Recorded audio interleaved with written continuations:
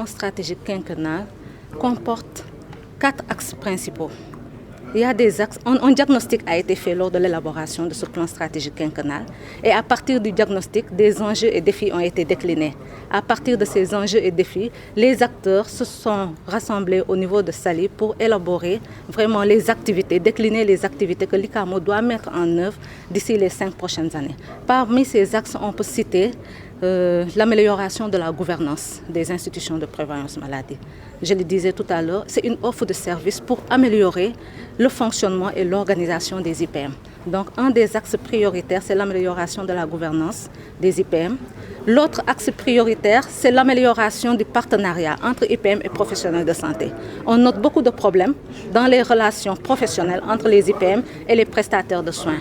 Donc, un des axes prioritaires de ce plan stratégique aussi tourne autour de l'amélioration des relations entre les IPM et les professionnels de santé. Dans ce cadre-là, beaucoup d'activités ont été prévues. Par exemple, la mise en place d'un cadre de concertation entre IPM et acteurs.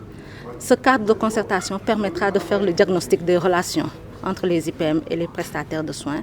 Quand je dis prestataires de soins, je pense aux médecins, aux pharmaciens, aux chirurgiens, dentistes, etc. Et ce cadre permettra de faire le diagnostic de leurs relations, de consolider les acquis, mais aussi de corriger les lacunes. Donc c'est vraiment une activité phare du plan stratégique quinquennal.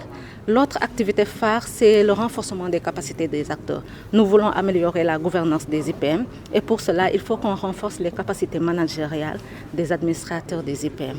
Une autre activité phare aussi, c'est le système d'information de l'assurance maladie obligatoire. En plus de renforcer les capacités managériales, nous voulons renforcer les outils. Harmoniser les outils pratiques et méthodes des IPM à travers un système d'information de l'assurance maladie obligatoire, projet qui est d'ailleurs en cours avec le financement de l'AFD. Aujourd'hui, nous comptons 129 IPM connus. Je dis bien 129 IPM connus. Une enquête a été organisée par le ministère du Travail. En 2015, cette enquête a relevé 117 IPM. C'est l'objet de la mise en place de l'ICAMO. Au niveau de l'étude qui a été menée sur le système de l'assurance maladie obligatoire, certes, les IPM se portent bien, mais il y a d'autres IPM qui n'ont pas une bonne santé financière.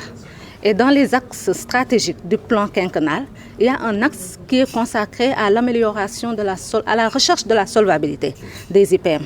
Parce qu'il y a beaucoup d'IPM qui connaissent des difficultés actuellement et c'est le rôle de l'ICAMO de venir en aide à ces IPM à travers d'ailleurs un fonds de garantie qui va être bientôt mis en place et à travers d'autres activités qui concourent à la recherche de l'équilibre financier du régime. On n'a pas encore le montant, c'est un fonds qui doit être mis en place, c'est un mécanisme de financement qui doit être mis en place, mais je signale juste qu'il y a des cotisations.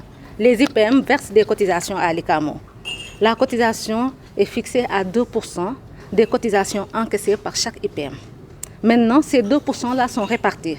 Les 30% sont utilisés par l'ICAMO dans le cadre de son fonctionnement et les 70% de la cotisation alimentent le fonds de garantie. En plus de cette ressource principale, il y a aussi les subventions dont que nous pouvons recevoir des bailleurs et partenaires qui vont alimenter ce fonds. Donc les cotisations que nous recevons des IPM retournent aux IPM en termes d'appui pour rechercher leur solvabilité et rechercher leur équilibre financier.